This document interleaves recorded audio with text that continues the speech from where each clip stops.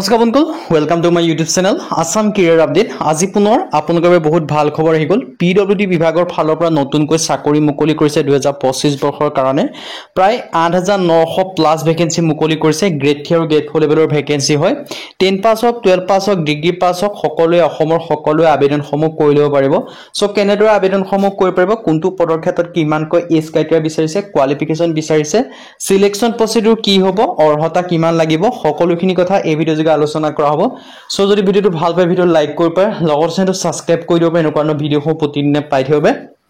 আৰু আমাৰ WhatsApp channel video' ডেছক্ৰিপশ্যনত দিয়া আছে, তাত গৈ ফলোটো কৰি দিয়ক, তেতিয়া আপোনালোকে ডেইলি জবৰ আপডেটসমূহ পাই থাকিব পাৰিব। আৰু ভিডিঅ'টো যিমান পাৰে সিমান বন্ধুৰ মাজত শ্বেয়াৰ কৰি দিয়ক। আহক আজি ভিডিঅ'টো আৰম্ভ কৰোঁ। ইয়াত আপোনালোকে দেখিছে CPW মানে পিডব্লিউ বিভাগৰ ফালৰ পৰা ভেকেন্সিখিনি আছে, নটিফিকেশ্যন আউট কৰি দিছে। 8600 প্লাছ ভেকেন্সি আপোনালোকে দেখিবলৈ পাইছে। সো এই ভেকেন্সিখিনিৰ ক্ষেত্ৰত আপোনালোকে কেনেদৰে আবেদনসমূহ কৰিব পাৰিব, সকলোখিনি কথা মই আপোনালোকক জনাই আছোঁ। সো ভিডিঅ'টো আপোনালোকে শেষলৈকে চাই থাকিব। CPWD ফালৰ পৰা ভেকেন্সিখিনি মুকলি কৰি দিছে আপোনালোকৰ বাবে। এই ভেকেন্সিখিনিৰ ক্ষেত্ৰত আপোনালোকৰ ডিটেইলছখিনি আপোনালোকে দেখিব পাইছে। সো ইণ্টাৰেষ্টেড আৰু ইলিজিবল হ'লে আপোনালোকে আবেদনসমূহ কৰি ল'ব পাৰিব। মই সম্পূৰ্ণ ডিটেইলছ জনাই আছোঁ। দেখিছে পিডব্লিউ হৈছে পাব্লিক ৱৰ্ক ডিপাৰ্টমেণ্টৰ ফালৰ পৰা ভেকেন্সিখিনি মুকলি কৰি দিছে।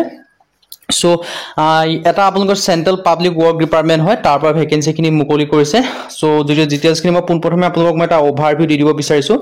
অৰ্গেনাইজেশ্যনে আপোনালোকে দেখিছে চেণ্ট্ৰেল পাব্লিক ৱৰ্ক ডিপাৰ্টমেণ্ট যিটো কয় পিডব্লিউ বিভাগ। আৰু ইয়াত বিশেষকৈ ভেকেন্সিখিনি মই জনাই দিছোঁ। ছুপাৰভাইজাৰ ভেকেন্সি আছে, ক্লাৰ্কৰ ভেকেন্সি আছে, অফিচাৰৰ ভেকেন্সি আছে, একাউণ্টেণ্টৰ ভেকেন্সি দেখিবলৈ পাব, ড্ৰাইভাৰৰ ভেকেন্সি দেখিবলৈ পাব, ষ্টেনৰ ভেকেন্সি দেখিবলৈ পাব, MTSৰ ভেকেন্সি দেখিবলৈ পাব। মানে বহুখিনি ভেকেন্সি দেখিবলৈ পাব। গ্ৰেড 3 হওক, গ্ৰেড 4 হওক, সকলো ধৰণৰ আপোনালোকে ভেকেন্সি দেখিবলৈ পাব।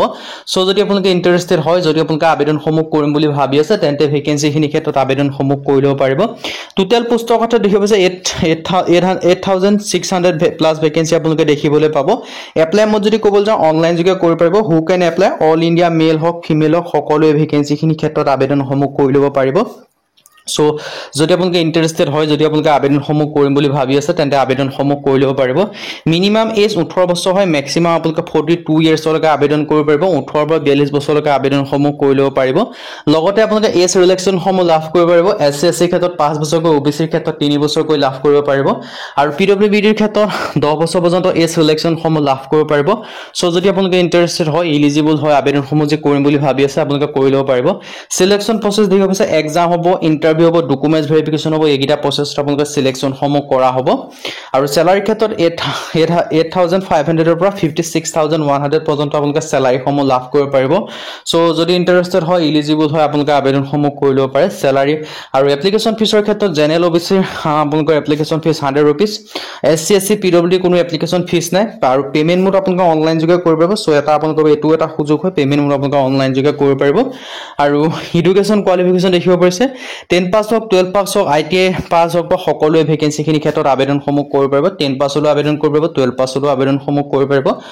যদি আপোনালোকে ITI পাছ কৰিছে, তেতিয়াও আবেদনসমূহ কৰি ল'ব পাৰিব। এটা আপোনালোকৰ বাবে ডাঙৰ সুযোগ আৰু এটা সুবিধা আপোনালোকৰ বাবে মুকলি কৰিছে। সো যদি আপোনালোকে ইণ্টাৰেষ্টেড হয়, ইলিজিবল হয়, আপোনালোকে আবেদনসমূহ কৰিব পাৰে। 10 পাছ হওক, 12 পাছ হওক বুলি কোনো কথা নাই। সো যদি ইণ্টাৰেষ্টেড হয়, ইলিজিবল হয়, আবেদনসমূহ কৰি ল'ব পাৰিব। এডুকেশ্যন কোৱালিফিকেশ্যনৰ কথা ক'লোৱে।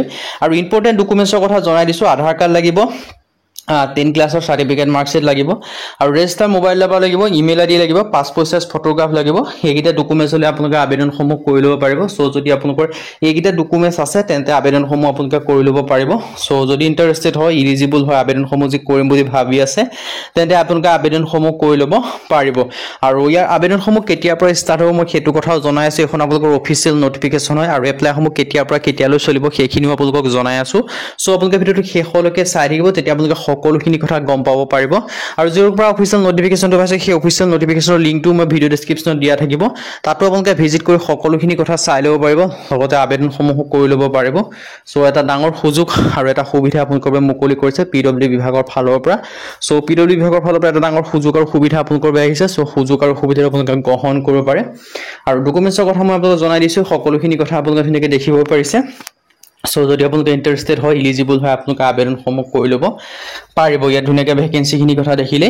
আৰু এই ভেকেন্সিখিনি আপোনালোকৰ ছুপাৰভাইজাৰ বা ক্লাৰ্কৰ পৰা আদি কৰি সকলো ধৰণৰ ভেকেন্সি দেখিবলৈ পাব। আৰু এই ভেকেন্সিখিনি এপ্লাইসমূহ আপোনালোকৰ আগষ্ট মাহৰ শেষৰ সপ্তাহৰ পৰা ষ্টাৰ্ট হ'ব। সো আমাৰ চেনেলটো ছাবস্ক্ৰাইব কৰি থওক। যেতিয়াই আপোনালোকৰ এপ্লাই লিংকটো এক্টিভেট হ'ব, তেতিয়াই সকলোকে আগত আমাৰ চেনেলটো লাভ কৰিব। সো আমাৰ চেনেলটো ছাবস্ক্ৰাইব কৰি থ'ব পাৰে। আজি ভিডিঅ' যদি ভিডিঅ'টো লাইক কৰক, লগৰ চেনেলটো ছাবস্ক্ৰাইব কৰি দিব।